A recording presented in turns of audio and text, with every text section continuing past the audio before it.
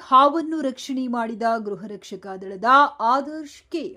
ವಿಜಯನಗರ ಕಮಲಾಪುರದ ಕೆರೆ ತಾಂಡ ಎಂಬ ಪುಟ್ಟ ಗ್ರಾಮದಲ್ಲಿ ಮನೆ ಕಟ್ಟಲು ಬಳಸುವ ಕಲ್ಲುಗಳ ಒಳಗೆ ಅವಿತುಕೊಂಡ ಗಾಯಗೊಂಡಿರುವ ದೈತ್ಯಾಕಾರದ ನಾಗರಹಾವನ್ನು ಕಂಡ ಕೂಡಲೇ ಸ್ಥಳೀಯರು ಗೃಹ ರಕ್ಷಕ ದಳದ ಆದರ್ಶ್ ಕೆ ಎಂ ರವರಿಗೆ ಕರೆ ಮಾಡಿ ಕರೆಸಿಕೊಂಡರು. ಗೃಹ ರಕ್ಷಕ ದಳದಲ್ಲಿ ಕೆಲಸ ಮಾಡುತ್ತಿರುವ ಮೃಗರಕ್ಷಕ ಆದರ್ಶ್ ಕೆ ಎಂ ಅವರು ರಕ್ಷಣೆ ಮಾಡಿ wild life biologist education officer ಆಗಿ ಕೆಲಸ ಮಾಡುತ್ತಿರುವ ಶೈಲಾ ಶಿಬಿಎಲ್ ಅವರ ಹತ್ತಿರ ಪ್ರಥಮ ಚಿಕಿತ್ಸೆ ಮಾಡಿ ನಾಗರ ಯಾವುದೇ ತೊಂದರೆಯಾಗದಂತೆ ಕ್ಷೇಮವಾಗಿ ಕಾಡಿಗೆ ರವಾನೆ ಮಾಡಿದರು. ಗೃಹ ರಕ್ಷಕ ದಳದಲ್ಲಿ ಕೆಲಸ ಮಾಡುತ್ತಿದ್ದ ಆದರ್ಶ್ ಕೆಎಂ ತನ್ನ ಕರ್ತವ್ಯವನ್ನು ಮರೆಯದೆ ಪೊಲೀಸ್ ಸಿಬ್ಬಂದಿಯವರಿಗೆ ಅನುಮತಿ ಪಡೆದುಕೊಂಡು ನಾಗರ ಹಾವನ್ನು ರಕ್ಷಣೆ ಮಾಡಿದ್ದಾರೆ.